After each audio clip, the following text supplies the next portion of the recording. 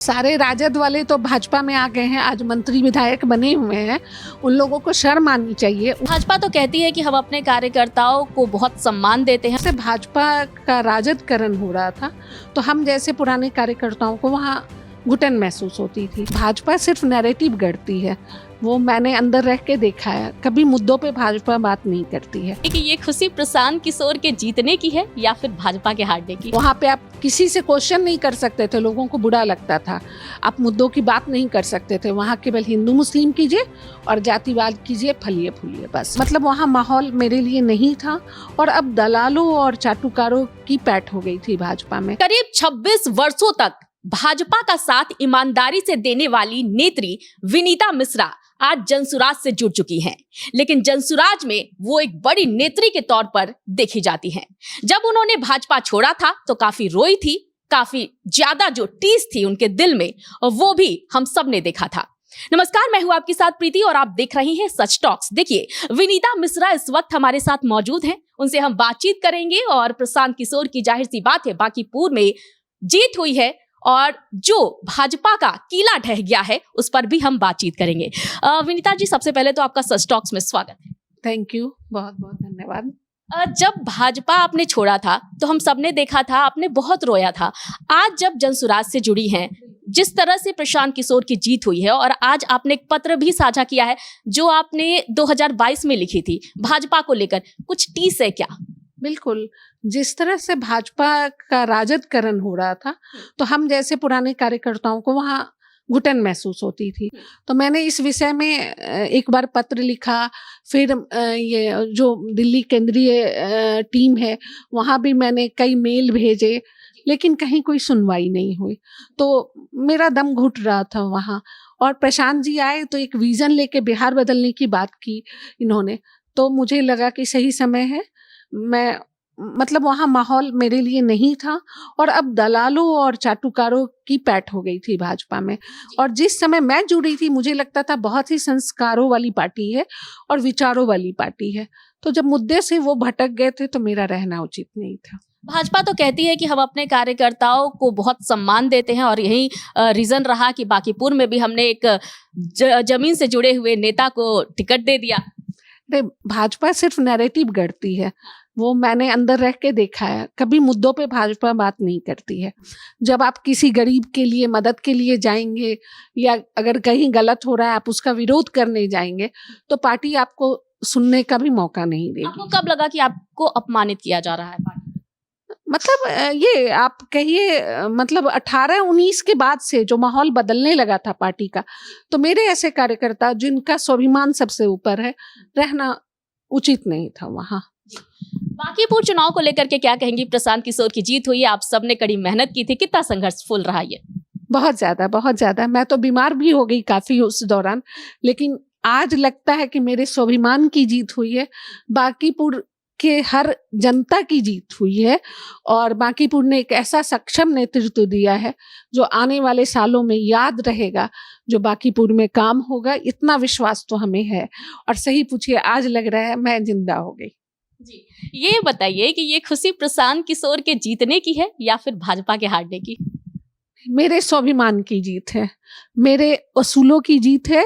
और मतलब सही पूछिए, लग रहा है ये हर वो नागरिक जो बिहार का, जो एक बिहारी होने का जो एक गौरव बनना चाहिए था, हर उस बिहारी की जीत है। जी, अगर हम बांकीपुर की बात करें और प्रशांत किशोर की बात करें तो लगातार जो भाजपा के नेता खास करके हैं वो लोग कह रहे हैं कि अब तो हम सवाल पूछेंगे प्रशांत किशोर से, जितना उन्होंने वादा किया है जनता के बीच जा करके हम पूछेंगे काम हो रहा है कि नहीं। सारे राजद वाले तो भाजपा में आ गए हैं, आज मंत्री विधायक बने हुए हैं। उन लोगों को शर्म आनी चाहिए, उनको भी अपने 30 साल और 25 साल के कामों का हिसाब देना चाहिए। आज प्रशांत जी जुम्मा 5 दिन 7 दिन हुआ है विधायक बने, अभी उन्होंने शपथ भी नहीं लिया है।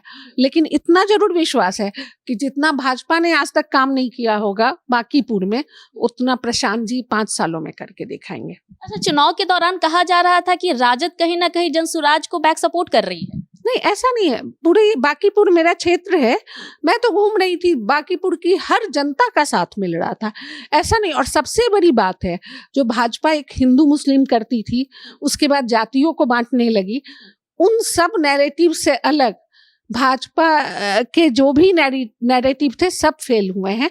और सबसे बड़ी बात है, जाति धर्म से ऊपर उठ के लोगों ने प्रशांत जी को वोट दिया है। जी बिल्कुल। ये बताइए कि बांकीपुर में अब आगे की क्या रणनीति है आपकी पार्टी की? तो प्रशांत जी ने हर वार्ड में घूमना शुरू किया है और लोगों के मतलब जन समस्याओं से रूबरू होंगे और उस पर काम होगा। और ये नहीं है कि केवल बोलने की बात नहीं है, ये हमारा बिहार सरकार नहीं है जो रोज घोषणा करता है और जमीन पे अब तो हमें हंसी आती है। और ये हम ही नहीं, मतलब अब जनता भी समझने लगी है कि मूर्ख बना के आप बहुत दिन शासन नहीं कर सकते हैं। जी।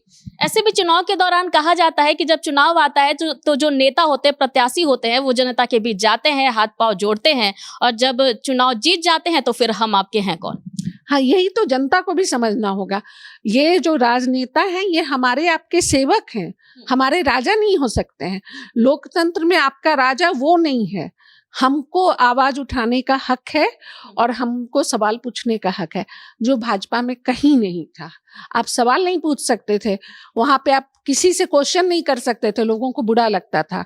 आप मुद्दों की बात नहीं कर सकते थे, वहां केवल हिंदू मुस्लिम कीजिए और जातिवाद कीजिए, फलिए फूलिए, बस अपनी कमाई कीजिए। जो भी, मैं तो ऐसे बहुत से लोगों को जानती हूँ जो केवल दलाली करके आज करोड़ों के स्वामी बन के बैठे हैं। इनको आप कह रही हैं? नहीं, मैं नाम नहीं लूंगी, अभी उचित समय नहीं है। जब समय आएगा तो मैं सबकी पोल भी खोलूंगी। विनीता मिश्रा के तौर पर जब आप एक स्वाभिमान की बात करती हैं, तो मैं जानना चाहूंगी नीतीश कुमार को लेकर के आपकी क्या राय है? क्योंकि जिस तरह से अभी भी लोगों का कहना है, खास करके जो कभी कभी जो जदयू के नेता है वो भी कभी कभी बोल जाते हैं कि भाई जो वोट दिया था बिहार की जनता ने वो तो नीतीश कुमार के चेहरे पर था, अब मुख्यमंत्री सम्राट चौधरी बन गए हैं। हाँ, ये तो ठगने का काम हुआ ना।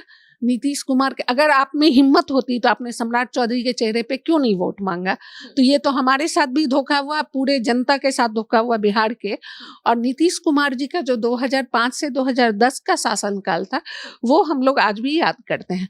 लेकिन उसके बाद जो अफसरशाही बेलगाम हुई और जिस तरह से करप्शन बढ़ा, तो हम लोगों का विरोध उस पर रहा। और एक तरह से कुछ मतलब जाति विशेष को महिमा मंडित करना, ये सब पसंद नहीं आता था। जी बिल्कुल नहीं। जी। गोपाल मंडल, अभी कुछ दिनों पहले उनका एक बयान सामने आया था, जब हमने बांकीपुर को लेकर के जो हमारे पत्रकार बंधु थे उन्होंने सवाल पूछा था, तो उन्होंने कहा था मत बोलवाइए नहीं तो सम्राट चौधरी हमें मरवा देंगे। क्या लगता है, क्या चल रहा है, कोई खिचड़ी पकड़ी है क्या? बहुत ज्यादा, बहुत ज्यादा। और आपसी खींचतान भी, जदयू और भाजपा का जो खींचतान है वो भी अंदर अंदर चल रहा है। देखिए, जब तक आपका जो राजा है वो आपको स्ट्रांग नहीं होगा तब तक आंख से आंख मिला के सवाल नहीं पूछ सकता है। तो आपस में जो नहीं होता है, एक तरह से तुम भी लूटो हम भी लूटे वाला सिस्टम जो चल रहा है अंदर ही अंदर, तो लोगों ने एक मोरल ये खो दिया है सवाल पूछने का। तो केवल नेता अपने लिए गठबंधन कर रहे हैं, आम जनता के लिए कुछ नहीं हो रहा है। तो गोपाल मंडल का बयान मैंने भी सुना था, मुझे बहुत हंसी आई। लेकिन चलिए ठीक है, गोपाल मंडल को बहुत गंभीरता से लेने की जरूरत नहीं है। जी। प्रशांत किशोर की अगर बात करें तो प्रशांत किशोर और आपको लेकर भी मैं बात कर रही हूँ, पार्टी को लेकर अब लोगों के बीच कैसे आप जाएंगी, लोगों को कैसे बताएंगी कि हाँ ये काम जो है हम आपके लिए कर रहे हैं? वो जब काम शुरू होगा हमारा, तो समझिए कि वार्ड में घूम रहे हैं, तो लोगों से जब समस्या जानेंगे और उसके समाधान के लिए हम लोग जो रोड मैप तैयार करेंगे, तो उसके लिए प्रशांत जी को मैंने आज कहा, आज पहली बार मैं उनसे मिली हूँ जीतने के बाद, तो मैंने भी यही कहा कि बांकीपुर मेरा भी क्षेत्र है, तो आप समझिए आप विधायक बने हैं तो वोटर हैं आप वहाँ। बिल्कुल, तो मेरी जवाबदेही भी बढ़ी है और समस्याओं को लेके मैं जाऊंगी और मैं जनता के बीच में रहूंगी, मैं भागने वाली नहीं। भागने वाली आप नहीं है। अच्छा, आप रोई क्यों थी जब भाजपा आपने छोड़ा था? ये तो अच्छी बात थी कि अगर आपको अपमानित किया जा रहा था तो उस जगह को आपने छोड़ दिया। हाँ, क्योंकि वहाँ एक मेरा परिवार बन गया था। आप आज भी राष्ट्रीय अध्यक्ष जो है नितिन नवीन, मेरे लिए वही मेरा छोटा भाई है। वो आज किसी भी पद पे चले जाए, ठीक है, पार्टी के लिए हो सकते हैं, लेकिन इमोशनली मैं आज भी अटैच्ड हूँ। तो इस तरह का मेरा बहुत सारा रिश्ता वहाँ बना था जिसे छोड़ने में। और दूसरा दुख ये भी था कि हम जिस सिद्धांत और विचारधारा पे शुरू किए थे, भाजपा जो शुरू हुई थी, उससे हम सब कहीं भटक गए हैं। तो ये एक पीड़ा मेरे अंदर बहुत ज्यादा थी। वीना मानवी, याद होंगी आपको कैसे उनका जो चुनावी पर्चा था, नामांकन था, उसको रद्द कर दिया गया था। काफी रोई धोई थी, बहुत ज्यादा ड्रामा भी हुआ था। जब प्रशांत किशोर चुनाव जीते थे और जब वो एक यात्रा वो निकाल रहे थे, जब उनके साथ भारी संख्या में लोग मौजूद थे, उसी रैली में वीना मानवी भी नजर आई थी। काफी खुश दिख रही थी वो। हाँ, पता नहीं, मैंने देखा नहीं है, लेकिन मतलब मैंने देखा था। अच्छा, तो मेरा बहुत परिचय वीना मानवी से है नहीं। और जिस दिन नॉमिनेशन के लिए आई थी तो मैं प्रशांत जी की प्रस्तावक भी थी, तो मैं उस समय थी वहाँ पे। तो मैंने देखा था कुछ रद्द हुआ था, तो हंगामा चल रहा था, शायद जेल वगैरह ले जाया गया था, कुछ हुआ था। हाँ, लेकिन व्यक्तिगत तौर पे मैं उन्हें नहीं जानती हूँ बहुत ज्यादा। जी, अगर हम बात करें बांकीपुर की, तो वहां की जनता से प्रशांत किशोर ने वादा किया है कि अगर हम जीत करके आते हैं तो वहां पर प्राइवेट स्कूल बनवाएंगे। जितने भी प्राइवेट स्कूल हैं वहां पर जो फी ज्यादा लगते हैं उसे हम कम करवाएंगे, और बाई चांस ऐसा नहीं हो पाता है तो सरकारी स्कूल को ही हम ऐसा बनवा देंगे कि बच्चों को प्राइवेट स्कूल में जाने की जरूरत ही ना पड़े। क्या लगता है ये वादा पूरा होगा? बिल्कुल, जो गरीब बच्चे हैं उनके लिए बेहतर सुविधा शिक्षा की होगी, क्योंकि शिक्षा ही जागृति का सबसे पहला चरण होता है।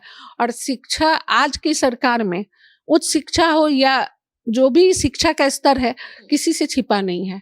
तो जिस तरह से शिक्षा और स्वास्थ्य बदहाली बिहार में है, तो सबसे ज्यादा फोकस उस पे होना चाहिए। और प्रशांत जी ने बांकीपुर के लिए वादा किया है, तो ये वादा पूरा होगा, हर हाल में पूरा होगा, इतना विश्वास है मुझे। विनीता जी, हमसे बातचीत करने के लिए आपका बहुत बहुत धन्यवाद। तो आपने सुना, विनीता मिश्रा हमारे साथ थी। बांकीपुर में प्रशांत किशोर की जीत हो चुकी है। प्रशांत किशोर अब लोगों के बीच जाने वाले हैं, लेकिन जनसुराज की क्या कुछ रणनीति अब आगे रहेगी, उस पर भी हमने बातचीत की। तो आज के इस खास इंटरव्यू में फिलहाल इतना ही। मुझे दीजिए इजाजत, लेकिन देखते रहें सच टॉक्स।